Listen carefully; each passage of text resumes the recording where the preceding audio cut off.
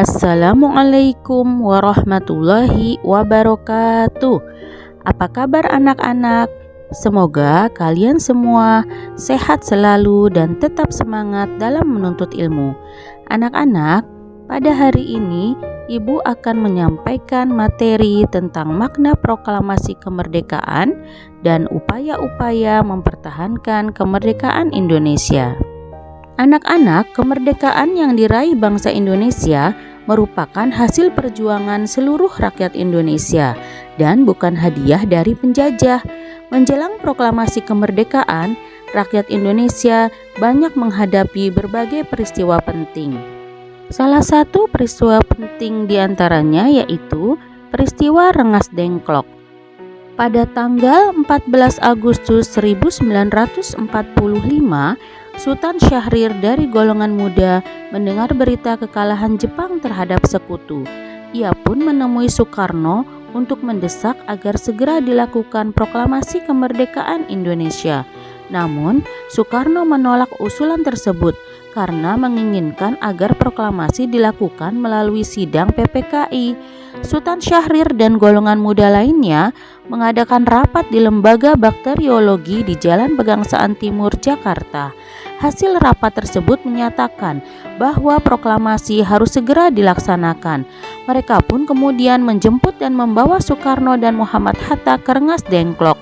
Tujuannya untuk menjauhkan kedua tokoh tersebut dari pengaruh Jepang, sehingga mau memproklamasikan kemerdekaan Indonesia secepat mungkin. Setelah berdiskusi dengan golongan muda di Rengas Dengklok, Soekarno dan Muhammad Hatta setuju untuk segera melaksanakan proklamasi. Wikana dan Yusuf Kunto dari golongan muda membawa kedua tokoh tersebut kembali ke Jakarta. Soekarno kemudian memimpin rapat PPKI di Rumah Laksamana Tadashi Maeda di Jakarta. Rapat tersebut bertujuan untuk menyusun naskah proklamasi kemerdekaan Indonesia. Naskah tersebut kemudian ditulis tangan oleh Soekarno di secarik kertas. Selanjutnya, naskah tersebut diketik oleh Sayuti Melik. Setelah naskah proklamasi disetujui, Muhammad Hatta mengusulkan agar seluruh anggota PPKI yang hadir menandatangani naskah tersebut. Namun, Soekarni mengusulkan agar Soekarno dan Muhammad Hatta saja yang menandatangani sebagai wakil bangsa Indonesia. Akhirnya, hanya Soekarno dan Muhammad Hatta yang menandatangani naskah proklamasi. Awalnya, proklamasi hendak dilakukan di lapangan Ikada. Namun, untuk menghindari bentrokan dengan tentara Jepang, tempat pembacaan proklamasi dipindahkan. Proklamasi kemerdekaan Indonesia dibacakan di Jalan Pegangsaan Timur nomor 56 Jakarta pada hari Jumat 17 Agustus 1945 pukul 10.30. Pembacaan teks proklamasi dilakukan oleh Soekarno didampingi oleh Muhammad Hatta dan para tokoh nasional. Berita proklamasi tersebar ke seluruh Indonesia dalam waktu singkat. Rakyat di berbagai daerah menyambut gembira berita proklamasi kemerdekaan Indonesia. Penyebarluasan berita proklamasi dilakukan melalui pamflet, siaran oleh kantor berita Domei, surat kabar Cahya dari Bandung dan Suara Asia, serta utusan ke berbagai daerah. Anak-anak, meskipun rakyat Indonesia telah memproklamasikan kemerdekaannya, namun usaha mempertahankan kemerdekaan Indonesia masih harus dilakukan oleh pemerintah bekerja sama dengan rakyat Indonesia.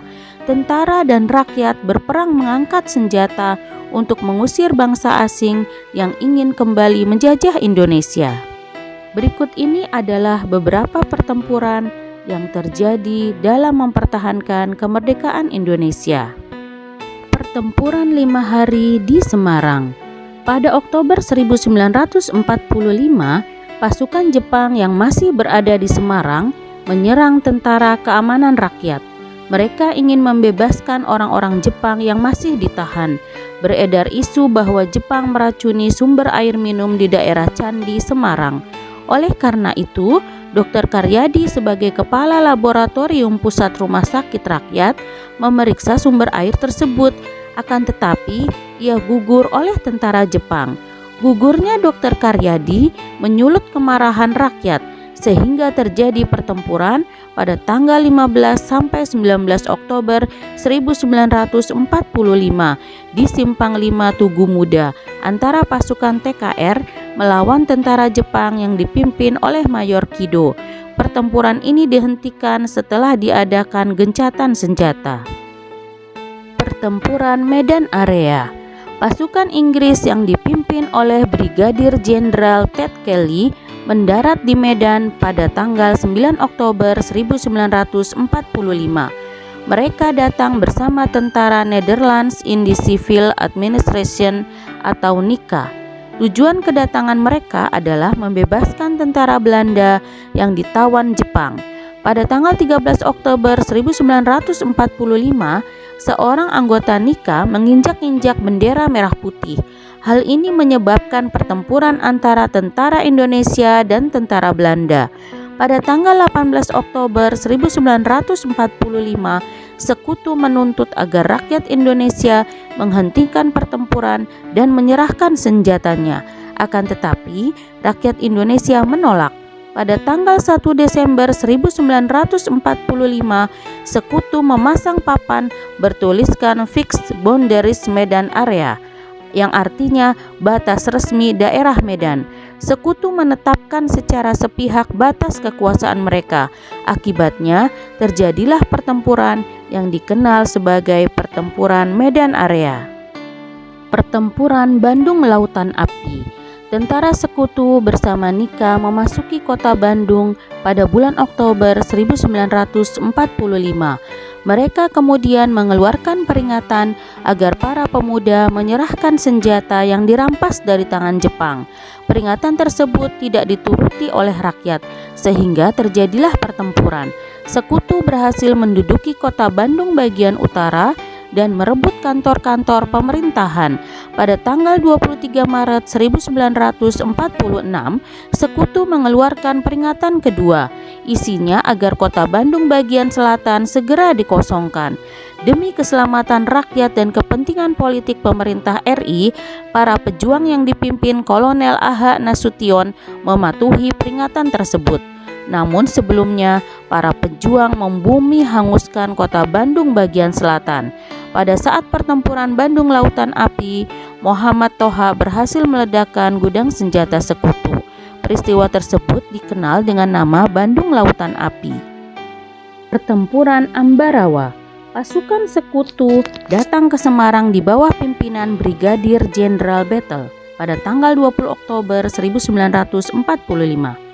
Tujuannya untuk mengurus tawanan perang yang berada di penjara Ambarawa. Kedatangan mereka disambut baik oleh rakyat Indonesia. Pasukan Sekutu tersebut ternyata disusupi oleh tentara NICA. Mereka membebaskan serta memberikan senjata kepada tentara Belanda yang ditawan Jepang. Akibatnya, terjadilah pertempuran pada tanggal 20 November 1945. Dalam pertempuran itu, Letnan Kolonel Isdiman gugur. Kolonel Sudirman menggantikan tugas Letkol Isdiman dalam memimpin pasukan Tentara Keamanan Rakyat. Pada tanggal 12 sampai 15 Desember 1945 terjadi pertempuran yang disebut dengan Palagan Ambarawa. Dalam pertempuran tersebut, tentara Sekutu berhasil dikalahkan.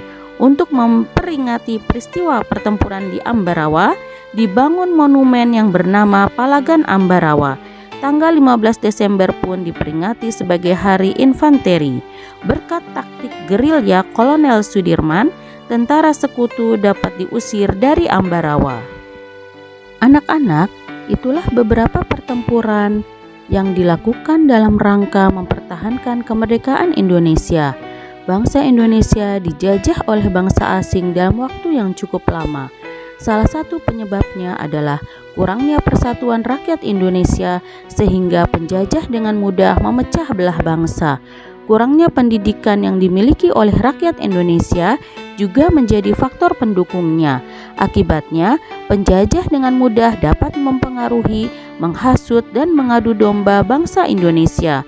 Banyak perlawanan yang dapat dikalahkan dengan mudah oleh penjajah karena perlawanan dilakukan secara kedaerahan. Sekarang, kemerdekaan sudah kita miliki lebih dari 70 tahun lamanya. Bagaimana seharusnya kita mengisi kemerdekaan yang sudah diperoleh dengan pengorbanan jiwa dan raga para pahlawan bangsa? Pembangunan berkelanjutan yang dilakukan oleh pemerintah dan semangat berprestasi yang kita tunjukkan sebagai generasi penerus bangsa merupakan salah satu wujud tindakan positif dalam mengisi kemerdekaan menuju kehidupan kebangsaan yang sejahtera. Demikianlah materi yang dapat Ibu sampaikan pada hari ini. Semoga kalian semua dapat meneladani para tokoh pahlawan bangsa yang telah mempertahankan kemerdekaan Indonesia. Billahi taufiq wal hidayah. Wassalamualaikum warahmatullahi wabarakatuh.